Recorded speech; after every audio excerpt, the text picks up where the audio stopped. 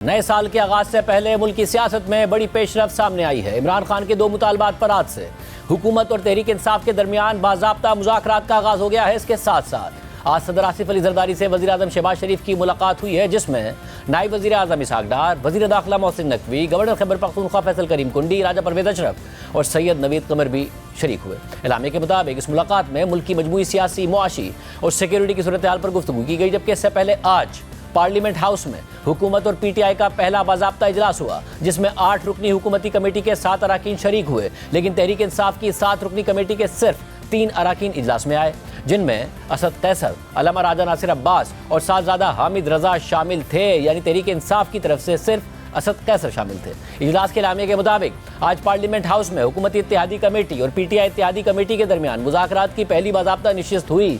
Speaker कौमी assembly सरदार अयाज सादिक ने इजलास की सदारत की। हुकूमती इत्तेहादी कमेटी की तरफ से नायब वज़ीर आज़म और वज़ीर ख़ारजा इसहाक डार, सेनेटर इरफान सिद्दीकी, राना सनाउल्लाह, राजा परवेज़ अशरफ, सैयद नवीद कमर, अब्दुल अलीम खान और डॉक्टर फारूक सत्तार ने शिरकत की। पीटीआई मुज़ाकराती कमेटी की तरफ से असद कैसर, अल्लामा राजा नासिर अब्बास और साहबजादा हामिद रजा शरीक हुए। एलामिया के मुताबिक असद कैसर ने आगाह किया कि मुज़ाकराती कमेटी के बाकी अरकान अदालती मुकदमात या मुल्क से बाहर होने के बाइस इस हंगामी इजलास में शरीक नहीं हो सके। दोनों मुज़ाकराती कमेटियों ने खैर सगाली का इजहार करते हुए आज के इजलास को निहायत मुस्बत पेशरफ्त करार दिया। उन्होंने तवक्को जाहिर की कि पार्लियामेंट मसाइल हल करने का अहम फोरम है और मुज़ाकराती अमल को जारी रहना चाहिए। ओपोजिशन कमेटी ने अपने इब्तिदाई मुतालबात का खाका पेश किया और तय पाया कि अगली मीटिंग में ओपोजिशन कमेटी तहरीरी तौर पर अपने मुतालबात और शराइत पेश करेगी, ताकि इस दस्तावेज की रोशनी में बात आगे बढ़ सके।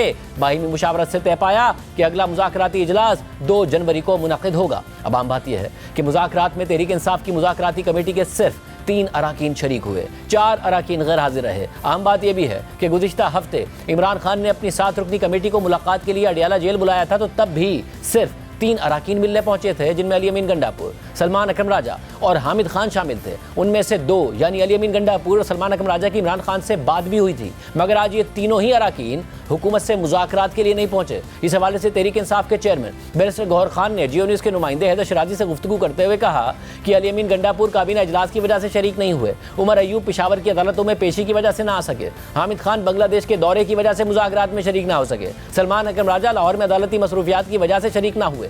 बहरहाल अब अगला इजलास 2 जनवरी को होना है, जबकि आज के इजलास से खिताब करते हुए स्पीकर कौमी असम्बली अयाज सादिक का कहना था कि मुज़ाकरात का बहुत मज़बूत आगाज़ हुआ है, इस अमल से मुताल्लिक ज़्यादा क़यास आराइयाँ ना की जाएँ। आज बहुत ही एक मज़बूत तरीके से आज की गुफ्तगू की, कुछ माजी की बातें हुई, कुछ हाल की बातें हुई और कुछ मुस्तकबिल की बातें हुई। माहौल बहुत अच्छा था। जितनी कम से कम स्पेकुलेशन हो इसके ऊपर, जितने कम से कम कमेंट्स किए जाएं, जब तक ये चीज़ें कंक्लूड नहीं होता, वो बेहतर रहेगा। हम चाहते हैं कि पाकिस्तान में बेहतरी लाने के लिए पार्लियामेंट के अंदर, पार्लियामेंट के बाहर पोलराइजेशन को भी ख़त्म किया जाए। 2 जनवरी को मीटिंग होगी और एक चार्टर ऑफ डिमांड या जो उनके पॉइंट्स हैं अपोजिशन के, वो भी उसमें लेके अगली मीटिंग में लेके आएंगे।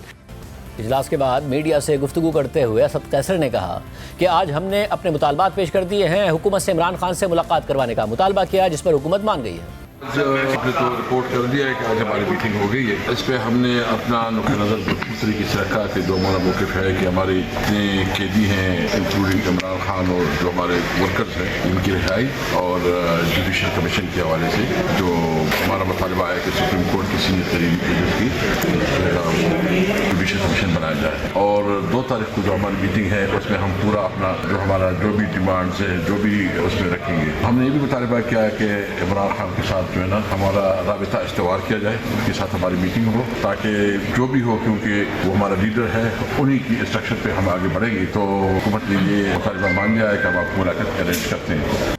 इस सूरत हाल में एक और मसला सामने आ रहा है। इमरान खान ने मुज़ाकरात के लिए खुद ही कमेटी बनाई और मुज़ाकरात की ख्वाहिश का बार बार इजहार भी कर रहे हैं, मगर वो चाहते हैं कि पीटीआई के रहनुमा हुकूमती अरकान से मुलाकातें करते वक्त तस्वीर ना बनवाएं। जियो न्यूज़ के नुमाइंदे शब्बीर डार के मुताबिक हफ्ते को इमरान खान ने वज़ीर आला खैबर पख्तूनख्वा अली अमीन गंडापुर और वफाकी वज़ीर दाखिला मोहसिन नकवी की मुलाकात पर एतराज़ उठाया और अफसोस का इजहार किया और कहा कि मैंने सुबह अखबार में अली अमीन गंडापुर और मोहसिन नकवी की तस्वीर देखी। अली अमीन गंडापुर को इस तरह तस्वीर नहीं बनवानी चाहिए। अगर ज़्यादा मजबूरी थी तो बंद कमरे में मुलाकात हो सकती थी। यानी मुलाकात पर एतराज़ नहीं कर रहे इमरान खान, तस्वीर खिंचवाने पर एतराज़ कर रहे हैं कि वो आवाम के सामने ना आए। इसके अलावा आज इमरान खान और बुशरा बीबी के खिलाफ 190 बिलियन पाउंड केस का फैसला सुनाया जाना था, मगर आज इस केस की समाअत अडियाला जेल के बजाय एहतसाब अदालत में हुई और अदालत ने मुल्जिमान के वकला को बताया कि अब फैसला 6 जनवरी को सुनाया जाएगा। समाअत के दौरान एहतसाब अदालत के जज नासिर जावेद राना ने कहा कि फैसला अभी लिख रहे हैं, फैसला आज नहीं आएगा। अदालती छुट्टियां भी आ रही हैं और हाई कोर्ट का कोर्स भी है। तहरीक इंसाफ अचानक फैसले की तारीख आगे बढ़ाने पर सवाल उठा रही है। पीटीआई के तर्जुमान शेख वकास अकरम ने सवाल उठाया कि फैसला क्यों मौखर किया गया और कहां लिखा जा रहा है कि सुनाने में इतनी मुश्किल पेश आ रही है। साथ ही तहरीक इंसाफ के ऑफिशियल एक्स हैंडल से पोस्ट किया गया कि जब हुक्म आया तो जज ने रात देर तक तेज तरीन अदालती कार्रवाई करते हुए इमरान खान और बुशरा बीबी के खिलाफ फैसला महफूज किया। फिर जब दूसरा हुक्म आया कि फैसला मौखर कर दिया जाए तो फौरन उसे मौखर कर दिया गया। अब पीटीआई अपने ऑफिशियल एक्स हैंडल से इल्जाम लगा रही है कि जज ने किसी के हुक्म पर रात देर तक समाअत करके फैसला महफूज किया था। हालांकि उसी दिन केस में इमरान खान के वकील सलमान सफदर ने अलीमा खान साहिबा के साथ खड़े होकर मीडिया को बताया था कि पीटीआई की मर्जी और बाहिमी रजामंदी से समाअत देर तक चली थी ताकि जल्द फैसला हो सके और पीटीआई को आला अदालतों में केस ले जाने का मौका मिल सके। आज अलकादिर केस जो गुज़िश्ता 1 साल से चल रहा था, आज उसके फाइनल आर्ग्यूमेंट्स ने कंप्लीशन को पहुंचे हैं और अभी कुछ ही देर पहले हम कंसेंट के साथ इसमें इमरान खान साहब की लीगल टीम की और सरकार की कंसेंट थी कि आज हम लेट आवर्स तक काम करेंगे। मैं इस बात को क्लैरिफाई करना चाहता हूँ। तो हमारी म्यूचुअल रजामंदी से 1 साल से जो केस चल रहा है, हम उसमें इसलिए भी चाहते हैं कि तेज़ी से फैसले हों, क्योंकि पैटर्न यही देखा है अनफॉर्चुनेटली कि नीचे ट्रायल कोर्ट्स में हम जहां भी पेश होते हैं सिर्फ टाइम कंज्यूम होता है और मेरिट्स को नहीं देखा जाता और एंड में सजा हो जाती है और फिर हम फाइनली इवेंचुअली हमें हाई कोर्ट और सुप्रीम कोर्ट का दरवाज़ा खटखटाना पड़ता है इंसाफ लेने के लिए और उसमें बड़ा टाइम सर्फ हो जाता है। सिर्फ यही नहीं, सुप्रीम कोर्ट के आईनी बेंच की तरफ से फैसले सुनाने की इजाज़त मिलने के बाद हफ्ते को फौजी अदालतों ने 9 मई के 25 मुल्जिमान को सजाएं सुनाई दी थीं और ISPR ने अपने बयान में ये भी वाज़ेह किया था कि सही मानों में मुकम्मल इंसाफ उस वक्त होगा कि जब 9 मई के मास्टरमाइंड और मंसूबा साजों को आइन और कानून के मुताबिक सजा मिल जाएगी।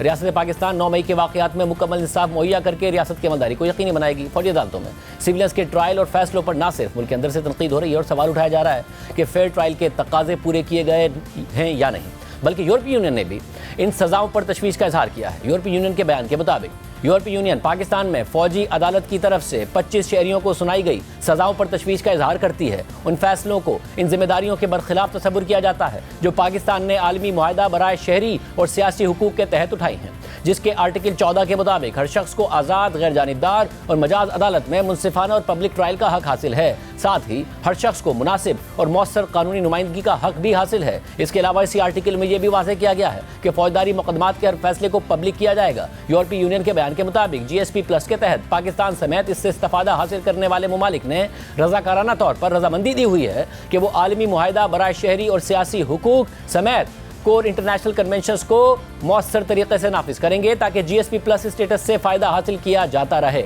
इस पूरी सूरत हाल में आज हुकूमत और पीटीआई के मुज़ाकरात का आगाज़ हो गया है। हुकूमत ने अपनी मुज़ाकराती कमेटी में खालिद मक्सी और एजाजुल हक को भी शामिल कर लिया है, जबकि दूसरी तरफ पीपल्स पार्टी मुल्क में इंटरनेट की सुस्त रफ्तारी पर हुकूमत को कड़ी तनकीद का निशाना बना रही है। और आज चेयरमैन पीपल्स पार्टी बिलावल भुट्टो ज़रदारी ने सिंध यूनिवर्सिटी में तलबा से खिताब करते हुए कहा कि अगर इंटरनेट को स्लो किया जाए और VPN बंद किया जाए तो इस्लामाबाद में बैठे बुजुर्गों, सियासतदानों और बाबुओं को फ़र्क ही नहीं पड़ता, क्योंकि वो इंटरनेट इस्तेमाल ही नहीं करते। इससे मुझे और आपको फ़र्क पड़ता है। मैं और आप और इस मुल्क का तुलबा, इस मुल्क का नौजवान मिलके अपना डिजिटल बिल ऑफ राइट्स लिखवाएं। इस्लामाबाद में बैठे हुए बुजुर्गों और बाबू और सियासतदानों को समझ ही नहीं आता, इसलिए समझ नहीं आता, वो इस्तेमाल ही नहीं करते। अगर इंटरनेट को स्लो किया जाए, VPN को बंद किया जाए तो इनको फर्क ही नहीं पड़ता, आपका जीना हराम होगा और मेरा जीना हराम होगा। तो इसके लिए हम अपना हक के लिए लड़ेंगे। आए हम मिलके अपना पाकिस्तान के लिए एक ऐसा डिजिटल बिल ऑफ राइट्स मिलके पहले लिखवाएं, मिलके कंसल्टेटिव प्रोसेस से, सबका इनपुट से हम वो डॉक्यूमेंट बनाएंगे। फिर आपका नुमाइंदा बन के मैं नेशनल असेंबली जाके उसके लिए जदोजहद करूंगा।